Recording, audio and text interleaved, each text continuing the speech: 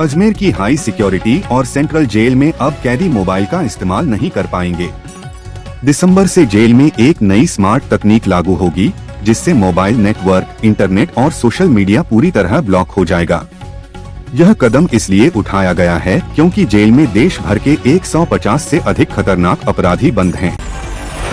राजस्थान के कोटपूतली जिले के बरडोद कस्बे में 2 युवकों ने देसी कट्टा दिखाकर मोहन ज्वेलर्स को धमकाने की कोशिश की, लेकिन अपराधियों का यह दांव उल्टा पड़ गया।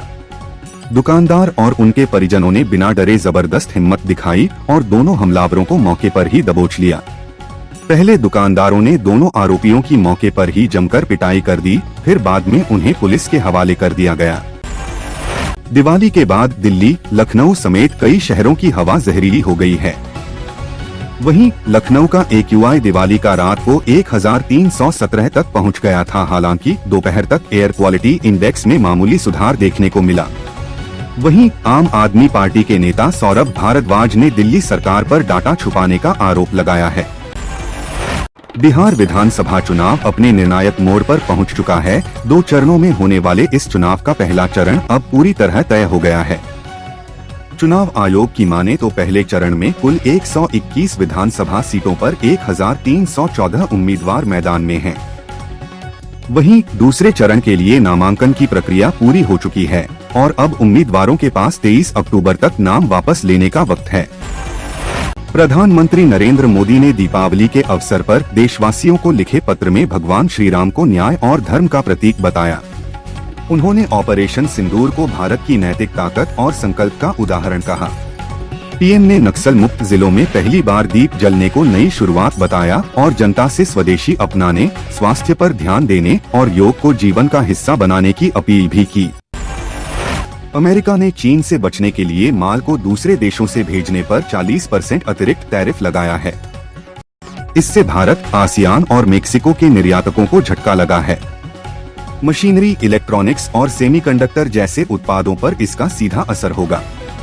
कंपनियों को अब यह साबित करना होगा कि माल में उनके देश का पर्याप्त योगदान है।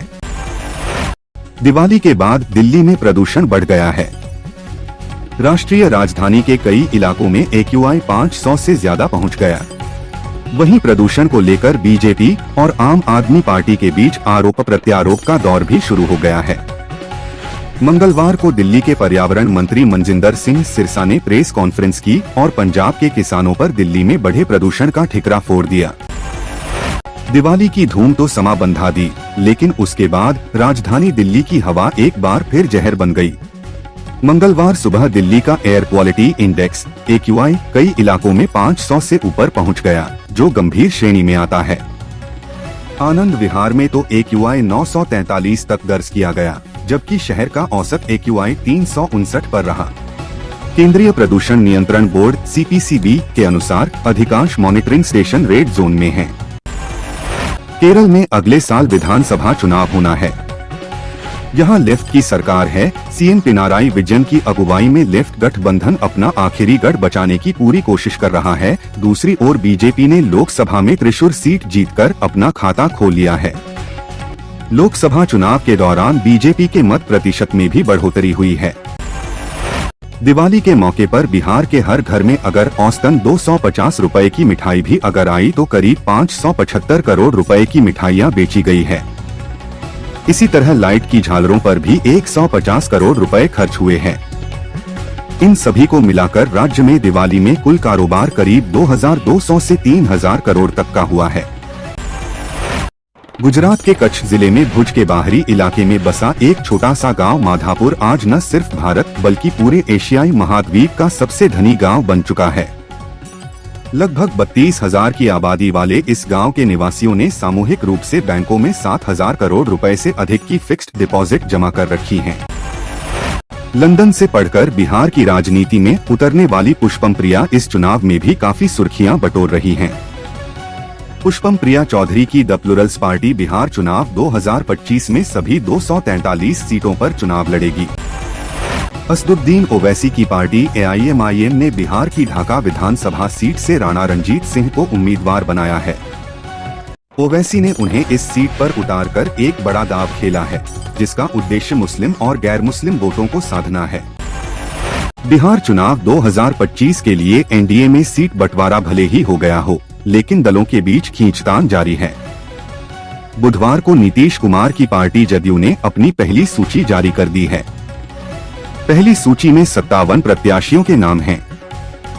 इस लिस्ट के जारी होते ही नीतीश कुमार की चिराग पासवान को लेकर नाराजगी भी साफ दिखाई दे रही है।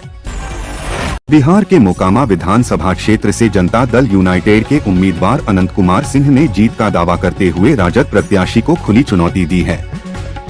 उन्होंने कहा कि जनता का साथ हमारी सबसे बड़ी ताकत है और हम इस बार भी मोकामा विधानसभा सीट पर जीत का परचम लहराएंगे। कर्नाटक की राजधानी बेंगलुरु में सड़कें जल्द ही गड्ढे मुक्त होगी।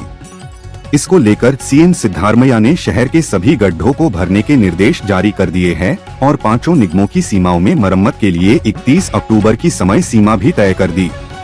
सीएम ने मंगलवार को प्रदेश में इस मुद्दे पर छिड़ी बहस के बीच सभी गड्ढों को भरने का अल्टीमेटम दिया है। बिहार विधानसभा चुनाव से पहले एनडीए के बाद अब महागठबंधन को भी बड़ा झटका है। महागठबंधन के घटक दल वीआईपी के एक प्रत्याशी का नामांकन रद्द हो गया है। जानकारी के अनुसार सुगौली विधानसभा सीट से वीआईपी प्रत्याशी शशिभूषण सिंह का नामांकन रद्द हो गया है।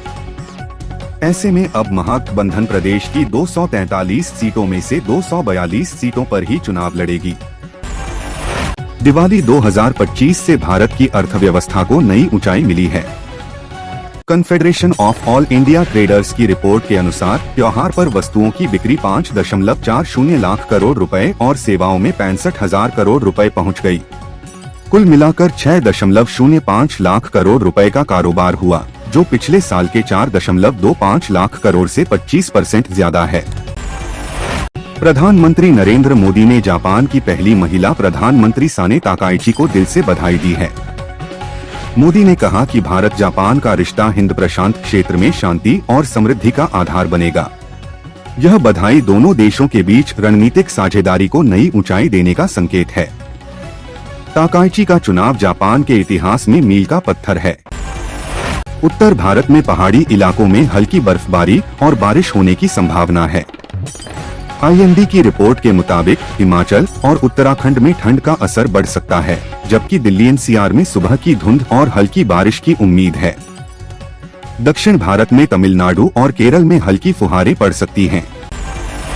राजधानी दिल्ली में आज दोपहर राष्ट्रपति भवन के मुख्य गेट के निकट एक इमारत में अचानक भीषण आग लगने से इलाके में हड़कंप मच गया।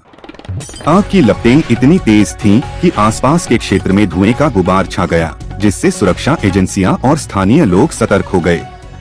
सूचना मिलते ही दमकल विभाग ने फौरन कार्रवाई करते हुए 5 फायर टेंडर मौके पर भेजे, जो आग पर काबू पाने में जुटे हुए हैं।